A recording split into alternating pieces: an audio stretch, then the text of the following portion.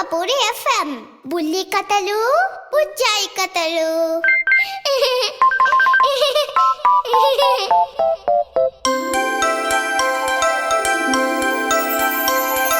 చిన్ని పిల్లలు చిన్నారి పిల్లలు ఆడి పాడి పచ్చని వేళ మంచి మాటలతో చక్కగా హలరించి బుల్లి కథ వింటారా ఈ వేళ. వింటాం సింహపూరి ఎఫ్ఎం బుల్లి కథలు బుజ్జాయి కథలు.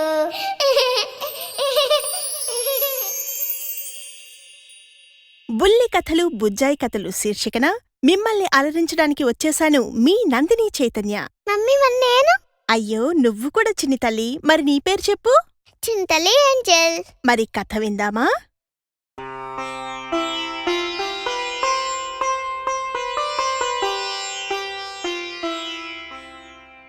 చిన్ని తల్లి, నిన్నటి కథలో వీరవరుడు మహారాజుని చూసి సన్నగా నవ్వుతూ కొన్ని మాటలు చెప్పాడు కదా.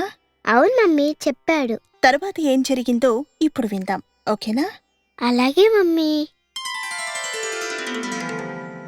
చిత్రవర్ణుని సేనాపతి తామ్రాచూడు సైన్యంతో దండెత్తి అక్కడికి వచ్చాడు. శత్రు సైన్యంతో హిరణ్యగర్భుడు, వీరవరుడు, మిగిలిన 4-5 సైనికులు తలపడ్డారు. తప్పించుకొనేందుకు రాజుకి తోవ చేస్తూ వీరవరుడు శత్రుసేనను పరుగులు పెట్టించాడు. తామ్రాచూడు అది గమనించి వీరవరునితో యుద్ధానికి దిగాడు.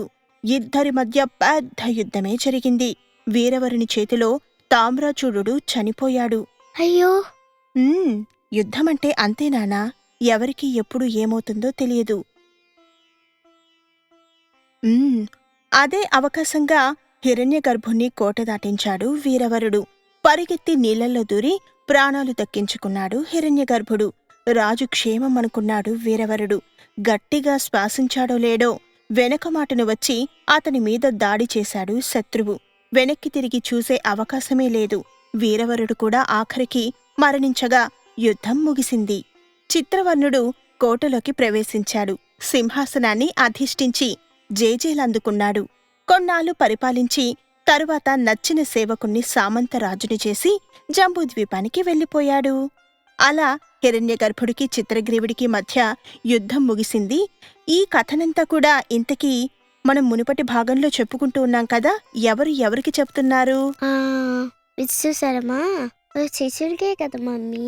వెరీ గుడ్ నాన్నా, చాలా చక్కగా గుర్తుపెట్టుకున్నావు. అవును, విష్ణుశర్మ రాజుగారి కొడుకులున్నారుగా, వాళ్లకు ఈ కథనంతా కూడా చెబుతూ ఉన్నారు విగ్రహం అనే భాగంలో. ఓకే, తర్వాత ఏం జరిగిందో ఇప్పుడు విందాం. అలాగే మమ్మీ.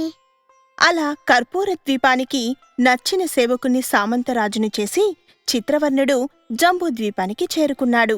చిత్రవర్ణుడు జంబూద్వీపానికి చేరుకున్నాడని తెలిసిన తర్వాతే హిరణ్యగర్భుడు బయటపడ్డాడు. అంతవరకు అజ్ఞాతంలోనే గడిపాడు. మహారాజు యుద్ధంలో మరణించలేదు, బతికే ఉన్నాడని తెలుసుకొని సర్వజ్ఞుడు అతన్ని కలవడానికి వచ్చాడు. సర్వజ్ఞుని చూస్తూనే హిరణ్యగర్భుడు ఆనందించాడు.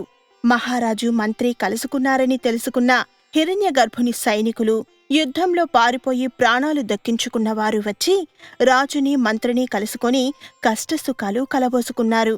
అంతా ఒకచోట కలిసి జీవించడం ప్రారంభించారు. ఒకనాడు మంత్రి సర్వజ్ఞునితో ఇలా అన్నాడు హిరణ్యగర్భుడు. యుద్ధంలో అనేకమంది చనిపోయారు. ఒక రకంగా అందరినీ నేనే చంపుకున్నాను. ఓడిపోయాను. అయినా ఓడిపోయినందుకు బాధలేదు కాని కోటకి నిప్పు పెట్టిందెవరో తెలుసుకోవాలనుంది మహామంత్రి. నిప్పు పెట్టి యోధులందరినీ చంపి చిత్రవర్ణుని చేతికి గెలుపు బావుటాను అందించిన ఆ పాపాత్ముని చూడాలని ఉంది అని అనగా, అదేంటి మమ్మీ, రాజుకి ఇంకా తెలియలేదా ఆ పని చేసింది నీలవర్ణుడే అని? ఇంకా తెలియలేదు చిన్ని తల్లి. అయ్యో. అప్పుడు సర్వజ్ఞుడు ఇలా అన్నాడు. ఎవరంటే మీ మిత్రుడు నీలవర్ణుడని నా అనుమానం. యుద్ధంలో చనిపోయాడా? లేదు.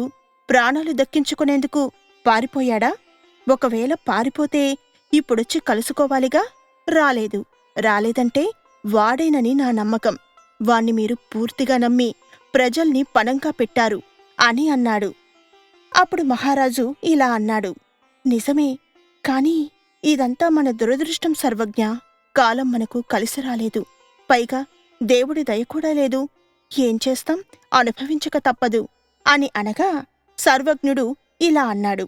లేదు మహారాజా, దేవుడి దయ లేకపోవడం కాదు, కాలం కలిసి రాకపోవడం అంతకన్నా కాదు. ఇది చేజేతులో తెచ్చుకున్న దురవస్థ. నాలాంటి వాళ్ళు ఎంతమంది ఎన్ని విధాలుగా చెప్పినా మీరప్పుడు వినలేదు. రాబోయే అపాయాన్ని ముందే గ్రహించాలి. అలా గ్రహించి జాగ్రత్త పడిన వాళ్లే సుఖపడుతారు. ఎలా జరిగితే అలా జరుగుతుంది, దేవుడు ఏది రాసిపెట్టి ఉంటే అదే అవుతుంది అనుకునేవారు అదృష్టాన్ని నమ్ముకోవాలి. అదృష్టాన్ని నమ్ముకున్నవాడు మంచి జరిగితే దేవుణ్ణి పొగుడుతాడు, చెడు జరిగితే నిందిస్తాడు. దేవుణ్ణి నిందిస్తాడే గాని తనని తాను మాత్రం ఎప్పుడూ నిందించుకోడుగా. అదే చిత్రం అని నవ్వాడు సర్వజ్ఞుడు. అంతలో జంబూద్వీపానికి గూఢచారిగా వెళ్లిన ధవళాంగుడు అక్కడికి తిరిగి వచ్చాడు. హిరణ్యగర్భుని దీనావస్థను చూసి ఎంతో బాధపడ్డాడు. కోటను రక్షించుకోమని ఆనాడి నేను గొంతు చించుకున్నాను, రక్షించుకోలేకపోయారు. అసలు మన కోటను తగలబెట్టింది ఎవరో తెలుసా అని ధవళాంగుడు అనగా, ఎవరు అని అడిగాడు హిరణ్యగర్భుడు. ఇంకెవరు, మీ స్నేహితుడు నీలవర్ణుడే అని ధవళాంగుడు అన్నాడు. అనుకుంటూనే ఉన్నాం, వాడే కొంపకి కొరువి పెట్టాడైతే అని బాధపడ్డాడు హిరణ్యగర్భుడు. నీలవర్ణుడి అసలు పేరు మేఘవర్ణుడు. చిత్రవర్ణుడు పంపితే గూఢాచారిగా మీ దగ్గరకు చేరాడు మహారాజా. ఎప్పుడైతే మన రాజ్యం వాళ్ళదయ్యిందో అప్పుడు చిత్రవర్ణునితో పాటు జంబూద్వీపానికి చేరుకున్నాడు. ఇక్కడి కర్పూరద్వీపంలో నీలవర్ణుని పెద్దగా సత్కరించలేదు గాని అక్కడ జంబూద్వీపంలో నీలవర్ణుని చిత్రవర్ణుడు అద్భుతంగా సత్కరించాడు. ఎన్నెన్నో బహుమానాలు కూడా ఇచ్చాడు. అందరి ముందు కౌగిలించుకున్నాడు కూడా అతన్ని. కౌగిలించుకుని, కేవలం ఈ మేఘవర్ణుని కారణంగానే మనం కర్పూరద్వీపాన్ని జయించాం. అందుకు ఈ మేఘవర్ణునికి కర్పూరద్వీపాన్ని కానుకగా ఇస్తున్నాను. ఇక ఇతనే కర్పూరద్వీపానికి రాజు అని ప్రకటించాడు మహారాజా అని ధవళాంగుడు అంటూ మళ్ళీ ఇలా చెబుతున్నాడు. మహారాజా, వాళ్ళ మంత్రి దూరదర్శి చిత్రవర్ణుని ఇలా వారించాడు.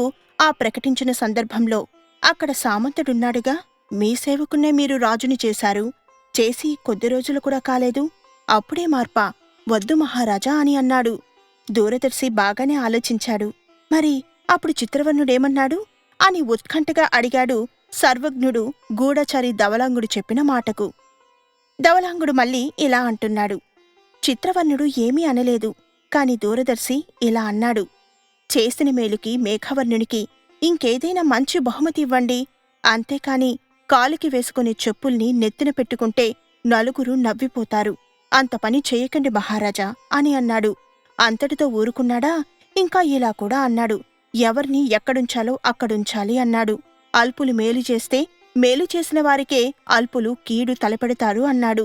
పాము వ్యాపారి కథను కూడా చెప్పారు అని ధవళాంగుడు చెప్పినప్పుడు రాజైన హిరణ్యగర్భుడు, పాము వ్యాపారి కథ ఏంటా కథ, నాకు చెప్పవు అని అడగగా అక్కడ చిత్రవర్ణునికి దూరదర్శి చెప్పిన కథను ఇక్కడ ధవళాంగుడు హిరణ్యగర్భునికి సర్వజ్ఞునికి ఈ విధంగా చెప్పడం మొదలుపెట్టాడు.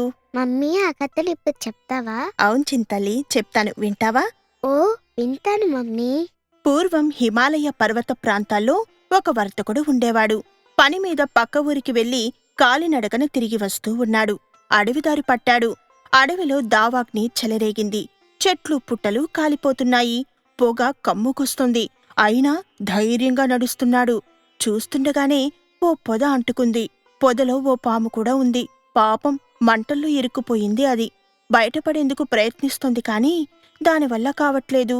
దారంట పోతున్న వ్యాపారిని చూసింది పాము. వెంటనే కేకేసింది. ఇదిగో మనిషి, దేవుడిలా కనిపించావు, దయచేసి నన్ను రక్షించు, ఈ మంటల్లో నుంచి నన్ను కాపాడవా అంటూ. కేకేస్తున్నది పాము. దాన్ని రక్షించొచ్చా? ఆలోచనలో పడ్డాడు వ్యాపారి. ప్రాణభయం ఎవరికైనా ఒకటే, కాపాడడం మానవ ధర్మం కదా అని అనుకున్నాడు. జాలిపడి దగ్గరలో ఒక కర్ర దొరికింది అతనికి. దాన్ని అందుకున్నాడు. ఆ కర్రకి ఓ తాడు కట్టి ఆ తాడుకి చేతిలో ఉన్న సంచిని కట్టాడు. నేర్పుగా ఆ సంచిని పొదలో ఇరికించాడు. మంటలకి సంచిని అందనీయకుండా జాగ్రత్తపడ్డాడు.